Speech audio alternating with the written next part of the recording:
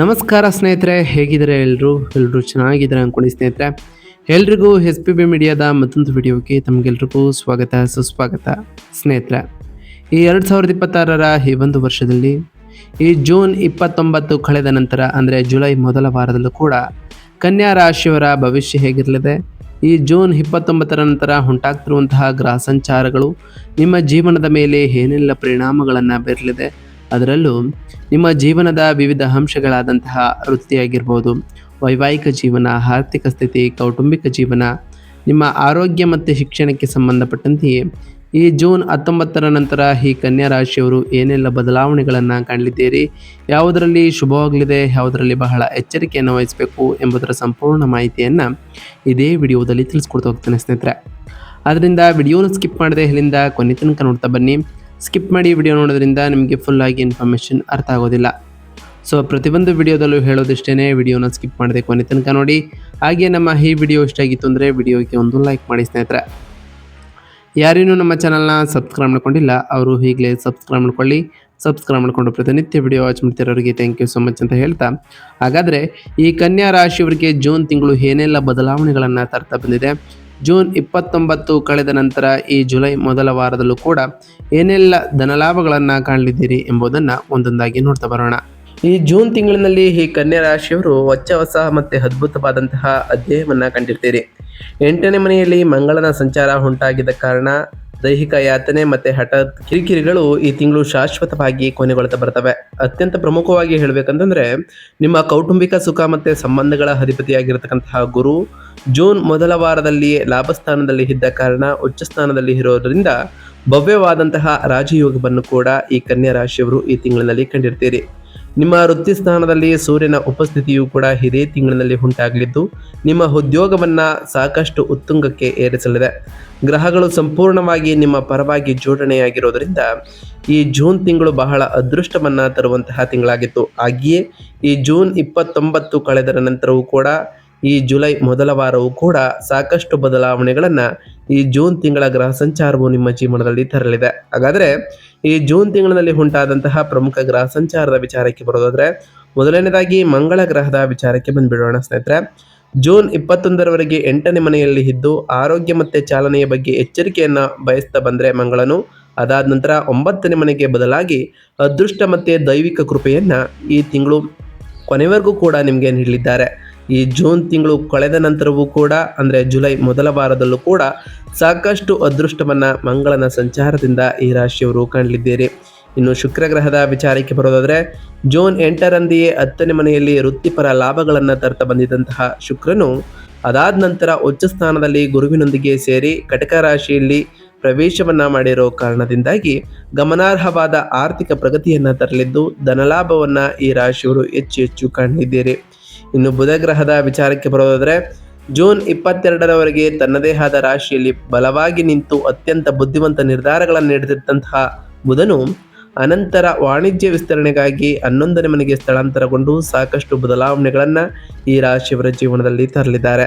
ಇನ್ನು ಶನಿ ಗ್ರಹದ ವಿಚಾರಕ್ಕೆ ಬರೋದಾದರೆ, 7ನೇ ಮನೆಯ ಮೀನ ರಾಶಿಯಲ್ಲಿ ಯಥಸ್ಥಿತಿಯಲ್ಲಿ ಈ ತಿಂಗಳು ಕೊನೆವರೆಗೂ ಕೂಡ ಇರತಕ್ಕಂತಹ ಶನಿಯು 7ನೇ ಮನೆಯಲ್ಲಿ ಇರೋ ಕಾರಣ ಪಾಲುದಾರಿಕೆಗಳಲ್ಲಿ ಅಳೆದು ತೂಕುವಂತಹ ವಿಧಾನ, ಸ್ಥಿರವಾದಂತಹ ಸಂಬಂಧಗಳು ಮತ್ತು ದಿನನಿತ್ಯದ ಆರೋಗ್ಯದ ತಪಾಸಣೆಯ ಬಗ್ಗೆ ಸಾಕಷ್ಟು ಕಾಳಜಿಯನ್ನು ತರಲಿದ್ದಾರೆ.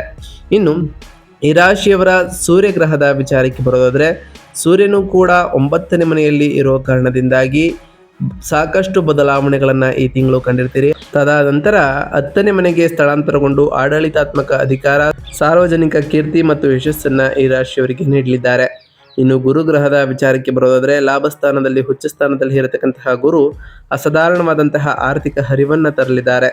ದೀರ್ಘಕಾಲದ ಆಸೆಗಳ ಈಡೇರಿಕೆಯೂ ಕೂಡ ಉಂಟಾಗಲಿದೆ ಮತ್ತು ನಿಮ್ಮ ವೈವಾಹಿಕ ಜೀವನದಲ್ಲೂ ಕೂಡ ಸಾಮರಸ್ಯವು ಹೆಚ್ಚಾಗಲಿದೆ ಈ ಜೂನ್ ತಿಂಗಳು ಕಳೆದ ನಂತರವೂ ಅಂತಲೇ ಹೇಳ್ಬೋದು. ಒಟ್ಟಾರೆಯಾಗಿ ಸಾಕಷ್ಟು ಬದಲಾವಣೆಗಳನ್ನು ಕೂಡ ಈ ಜೂನ್ 29ರ ನಂತರ ಕಾಣಲಿದ್ದೀರಿ. ಹಾಗಾದರೆ ಈ ರಾಶಿಯವರ ವೃತ್ತಿ ಮತ್ತು ಉದ್ಯೋಗದಲ್ಲಿ ಏನೆಲ್ಲ ಬದಲಾವಣೆಗಳು ಆಗಲಿದೆ, ಈ ಜೂನ್ ತಿಂಗಳು ಕಳೆದ ನಂತರ ಜುಲೈ ಮೊದಲ ವಾರವು ಹೇಗಿರಲಿದೆ ಎಂಬುದನ್ನು ನೋಡ್ತಾ ಹೋದಾದರೆ, ಈ ಕನ್ಯಾ ರಾಶಿಯವರಿಗೆ ಈ ಜೂನ್ ತಿಂಗಳು ಅಸಾಧಾರಣವಾದಂತಹ ಮೈಲುಗಲ್ಲನ್ನು ಸೂಚಿಸುವಂತಹ ತಿಂಗಳಾಗಿತ್ತು.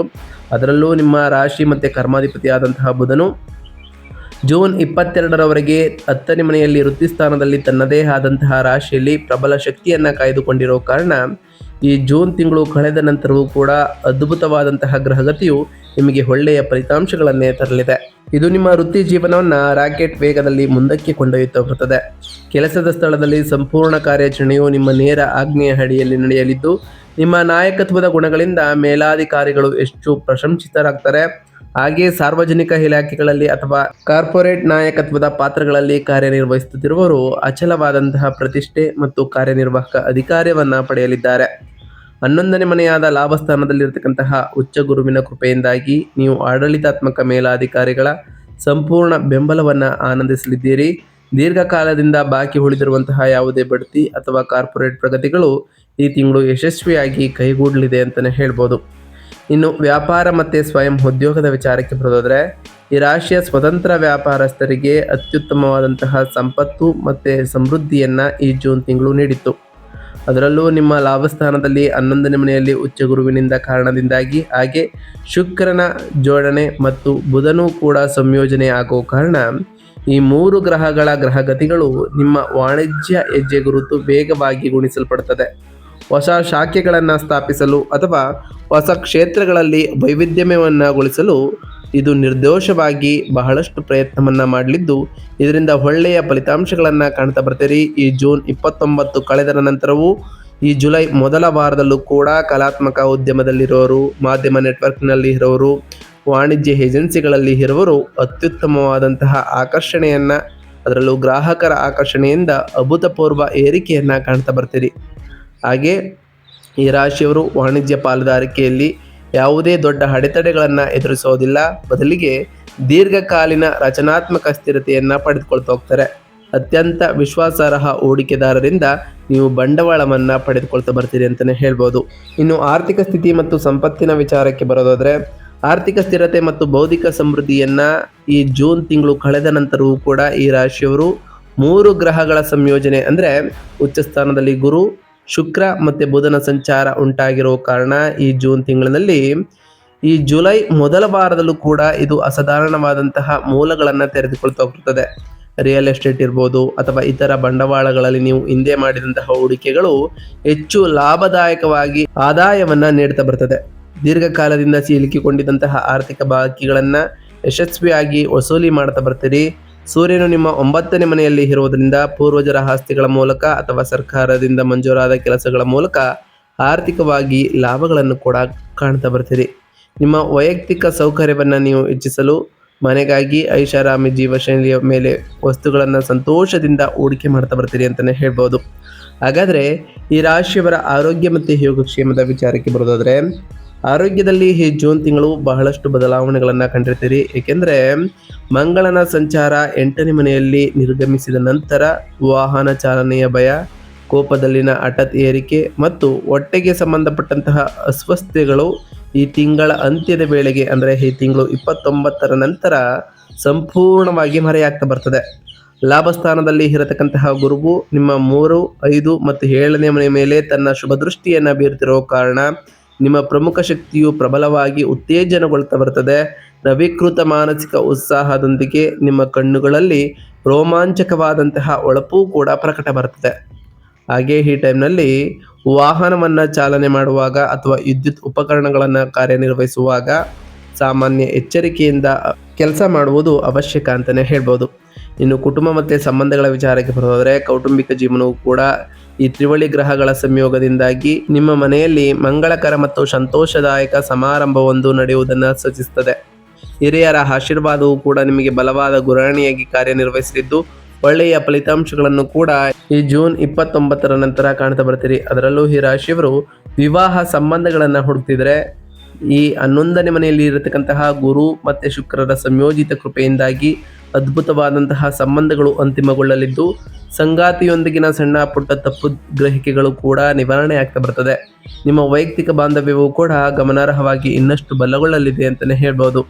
ಇನ್ನು ಶಿಕ್ಷಣ ಮತ್ತು ವಿದ್ಯಾರ್ಥಿಗಳ ವಿಚಾರಕ್ಕೆ ಬರೋದಾದರೆ, ನಿಮ್ಮ ರಾಶಿ ಮತ್ತು ವಿದ್ಯಾದ ಅಧಿಪತಿ ಬುಧ 10ನೇ ಮನೆಯಲ್ಲಿ ಪ್ರಬಲವಾಗಿ ನೆಲೆಸಿರೋ ಕಾರಣ ಲಾಭಸ್ಥಾನದಲ್ಲಿ ಇರತಕ್ಕಂತಹ ಉಚ್ಚ ಗುರುವಿನೊಂದಿಗೆ ಸೇರಿಕೊಂಡು ವಿದ್ಯಾರ್ಥಿಗಳಿಗೆ ಅದ್ಭುತವಾದಂತಹ ಘಟ್ಟವನ್ನು ಇದು ನೀಡಲಿದೆ. ವಿಶೇಷ ಸಂಶೋಧನೆ ಇರ್ಬೋದು, ಮಾಹಿತಿ ತಂತ್ರಜ್ಞಾನ ಮತ್ತು ಫೈನಾನ್ಷಿಯಲ್ ಅನಾಲಿಟಿಕ್ಸ್ನಲ್ಲಿ ತೊಡಗಿಕೊಂಡಿರೋರಿಗೆ ಉತ್ತಮವಾದಂತಹ ಮನ್ನಣೆ ಸಿಗ್ತಾ ಬರ್ತದೆ. ಅದರಲ್ಲೂ ಈ ರಾಶಿಯವರು ವಿಶ್ವವಿದ್ಯಾಲಯಗಳ ಪ್ರವೇಶಕ್ಕಾಗಿ ಅರ್ಜಿಯನ್ನು ಸಲ್ಲಿಸ್ತಿದ್ರೆ ಪ್ರತಿಷ್ಠಿತ ಸಂಸ್ಥೆಗಳಲ್ಲಿ ಯಶಸ್ವಿಯಾಗಿ ಸೀಟ್ ಕೂಡ ನಿಮಗೆ ಸಿಗಲಿದೆ. ಒಟ್ಟಾರೆಯಾಗಿ ಸಾಕಷ್ಟು ಬದಲಾವಣೆಗಳನ್ನು ಕೂಡ ಈ ಜೂನ್ 29 ನಂತರ ಕಾಣ್ತಾ ಬರ್ತೀರಿ. ಹಾಗೆ ಈ ಜುಲೈ ಮೊದಲ ವಾರದಲ್ಲೂ ಕೂಡ ಸಾಕಷ್ಟು ಬದಲಾವಣೆಗಳನ್ನು ಕಾಣಲಿದ್ದೀರಿ ಅಂತಲೇ ಹೇಳ್ಬೋದು. ಹಾಗಾದರೆ ಈ ರಾಶಿಯವರು ಮಾಡಬೇಕಾಗಿರುವಂತಹ ಸರಳ ಪರಿಹಾರದ ವಿಚಾರಕ್ಕೆ ಬರೋದಾದರೆ, ಮಂಗಳನು ಸ್ಥಾನ ಬದಲಾಯಿಸುವವರಿಗೆ ಸಣ್ಣ ಪುಟ್ಟ ಆರೋಗ್ಯದ ಏರುಪೇರುಗಳು ಅಥವಾ ಚಾಲನದ ಅಡೆತಡೆಗಳನ್ನು ರಕ್ಷಿಸಿಕೊಳ್ಳಲು ಪ್ರತಿ ಮಂಗಳವಾರದಂದು ಸುಬ್ರಹ್ಮಣ್ಯ ಸ್ವಾಮಿಯನ್ನ ಕೆಂಪು ಹೂವುಗಳಿಂದ ಪೂಜಿಸಿ ಮತ್ತು ಕೆಂಪು ಮಸೂರ್ ಬೇಳೆಯನ್ನು ದಾನ ಮಾಡಿ ಸ್ನೇಹಿತರೆ. ಹಾಗೆ ಪ್ರತಿ ಮಂಗಳವಾರದಂದು ಓಂ ಅಂಗರಾಯಕಾಯ ನಮಃ ಎಂಬ ಮಂತ್ರವನ್ನು ಜಪಿಸಿ, ಹಾಗೆ ಪ್ರತಿ ಗುರುವಾರದಂದು ಹಳದಿ ಉಡುಪನ್ನು ಧರಿಸಿ ದತ್ತಾತ್ರೇಯ ಅಥವಾ ಶ್ರೀ ದಕ್ಷಿಣಮೂರ್ತಿ ದೇವಸ್ಥಾನಕ್ಕೆ ಭೇಟಿ ನೀಡಿ ಪೂಜೆಯನ್ನು ಸಲ್ಲಿಸ್ತಾ ಬನ್ನಿ ಸ್ನೇಹಿತರೆ. ಹಾಗೆ ಪ್ರತಿ ಗುರುವಾರದಂದು ಓಂ ಗುರುಭ್ಯೋ ನಮಃ ಎಂಬ ಮಂತ್ರವನ್ನು ಜಪಿಸುವುದರ ಜೊತೆಗೆ ನಿಮ್ಮ ಕೈಲಾದಷ್ಟು ಬಡವರಿಗೆ ದಾನವನ್ನು ಮಾಡಿ ಸ್ನೇಹಿತರೆ. ನಿಮ್ಮ ರಾಶಿಯಾಧಿಪತಿಯಾದಂತಹ ಬುಧನ ಶಕ್ತಿಯನ್ನು ಇನ್ನಷ್ಟು ಹೆಚ್ಚಿಸಲು ಮತ್ತು ನಿಮ್ಮ ವೃತ್ತಿ ಜೀವನವನ್ನು ಉತ್ತುಂಗಕ್ಕೆ ಏರಿಸಲು ಪ್ರತಿ ಬುಧವಾರದಂದು ನಿಯಮಿತವಾಗಿ ವಿಷ್ಣು ಸಹಸ್ರನಾಮವನ್ನು ಪಠಿಸ್ತಾ ಬನ್ನಿ. ಹಾಗೆ ಪ್ರತಿ ಶನಿವಾರದಂದು ಓಂ ಶಂ ಶನೈಶ್ವರಾಯ ನಮಃ ಎಂಬ ಮಂತ್ರವನ್ನು ಜಪಿಸಿ, ಸಾಧ್ಯವಾದರೆ ಶನಿದೇವರ ದೇವಾಲಯಕ್ಕೆ ತೆರಳಿ ಶನಿದೇವರಿಗೆ ಪ್ರಿಯವಾಗಿರುವಂತಹ ಕಪ್ಪು ಎಳ್ಳಿನ ಬತ್ತಿಯನ್ನು ಹಚ್ಚುತ್ತಾ ಬನ್ನಿ. ಹಾಗೆ ಪ್ರತಿ ಶುಕ್ರವಾರದಂದು ತಾಯಿ ಜಗನ್ಮಾತೆಯಾದಂತಹ ಲಕ್ಷ್ಮೀದೇವಿಗೆ ಪೂಜೆಯನ್ನು ಸಲ್ಲಿಸಿ, ಲಕ್ಷ್ಮೀದೇವಿಗೆ ಪ್ರಿಯವಾಗಿರುವಂತಹ ಬಿಳಿ ಹೂಗಳನ್ನು ಇಟ್ಟು ಪೂಜೆಯನ್ನು ಸಲ್ಲಿಸೋದ್ರಿಂದ ಸಾಕಷ್ಟು ಒಳ್ಳೆಯ ಫಲಿತಾಂಶಗಳ ಜೊತೆಗೆ ನಿಮ್ಮ ಮನೆಯಲ್ಲಿ ಸುಖ ಸಮೃದ್ಧಿಯ ಜೊತೆಗೆ ಸಂಪತ್ತು ಕೂಡ ಹೆಚ್ಚಾಗಲಿದೆ. ಇದಾಗಿತ್ತು ಇವತ್ತಿನ ಒಂದು ವಿಡಿಯೋ ಸ್ನೇಹಿತರೆ. ವಿಡಿಯೋ ಇಷ್ಟ ಆಗಿತ್ತು ಅಂದರೆ ವಿಡಿಯೋಗೆ ಒಂದು ಲೈಕ್ ಮಾಡಿ. ಯಾರೇನೂ ನಮ್ಮ ಚಾನಲ್ನ ಸಬ್ಸ್ಕ್ರೈಬ್ ಮಾಡ್ಕೊಂಡಿಲ್ಲ ಅವರು ಈಗಲೇ ಸಬ್ಸ್ಕ್ರೈಬ್ ಮಾಡ್ಕೊಳ್ಳಿ. ಸಬ್ಸ್ಕ್ರೈಬ್ ಮಾಡಿಕೊಂಡು ಪ್ರತಿನಿತ್ಯ ವಿಡಿಯೋ ವಾಚ್ ಮಾಡ್ತಿರೋರಿಗೆ ಥ್ಯಾಂಕ್ ಯು ಸೋ ಮಚ್ ಅಂತ ಹೇಳ್ತಾ, ಹಾಗೆ ಕಮೆಂಟ್ನಲ್ಲಿ ಓಂ ಶನೈಶ್ವರಾಯ ನಮಃ, ಓಂ ಗುರುಭ್ಯೋ ನಮಃ, ಓಂ ಲಕ್ಷ್ಮೀನಾರಾಯಣಾಯ ನಮಃ, ಓಂ ಅಂಗರಾಯಕಾಯ ನಮಃ ಎಂದು ಕಮೆಂಟ್ ಮಾಡಿ ಸ್ನೇಹಿತರೆ. ಆ ಶನಿದೇವರು, ಮಂಗಳದೇವ, ಗುರುದೇವ, ಲಕ್ಷ್ಮೀನಾರಾಯಣ, ಸೂರ್ಯದೇವ ನಿಮಗೆ ಆಯುಷ್ಯ ಆರೋಗ್ಯ ಸಮೃದ್ಧಿಗಳನ್ನು ಕೊಟ್ಟು ಕಾಪಾಡಲಿ ಅಂತ ಆ ದೇವರಲ್ಲಿ ಕೇಳ್ಕೊಳ್ತಾ ಇವತ್ತಿನ ಒಂದು ವಿಡಿಯೋನ ಮುಗಿಸ್ತಿದ್ದೀನಿ ಸ್ನೇಹಿತರೆ. ಸಿಗ್ತೀನಿ ಮತ್ತೊಂದು ವಿಡಿಯೋದೊಂದಿಗೆ. Thank you for watching.